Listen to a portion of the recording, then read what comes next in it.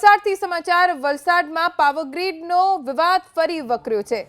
વલસાડનું ગોઈમા ગામ કે જ્યાં પાવરગ્રીડનો વિવાદ ફરી એક વખત વકરતો જોવા મળી રહ્યો છે। જેટકો પાવરગ્રીડનું મશીન લાવતા ગ્રામજનોએ વિરોધ કર્યો।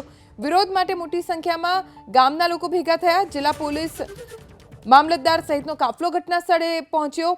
અધિકારીઓએ ગ્રામજનોને સમજાવવાના પ્રયત્ન શરૂ કર્યા છે। જેટકો પાવરગ્રીડનું મશીન લાવતા ગામના લોકોએ વિરોધ દર્શાવ્યો। અમારા સંવાદદાતા બ્રિજેશ શાહ પાસેથી જાણકારી પ્રાપ્ત કરીએ।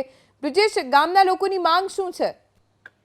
જે પ્રમાણે આ ખેતરોમાંથી ગેટકોનું કામ ચાલી રહ્યું છે, જેને લઈને વારંવાર જે તેઓને કોમ્પેન્સેશન આપવાનું હોય છે તેના પ્રશ્નો છે, અન્ય ઘણા પ્રશ્નો છે, લાઇનની જગ્યાને લઈને પણ પ્રશ્ન છે। વારંવાર આવેદનપત્ર પણ આ ખેડૂતો દ્વારા આપવામાં આવ્યું હતું, પરંતુ આજે અચાનક આ બધું જ કામ ચાલુ થઈ જતા લોકો વિફરી ગયા હતા। તુરંત પોલીસનો મોટો કાફલો ત્યાં પહોંચી ગયો છે। ડીવાયએસપી કક્ષાના અધિકારી પણ ત્યાં પહોંચી ચૂક્યા છે અને ગ્રામવાસીઓને સમજાવવાની હાલ કોશિશ ચાલુ છે। જી, આભાર બ્રિજેશ, જાણકારી આપવા માટે।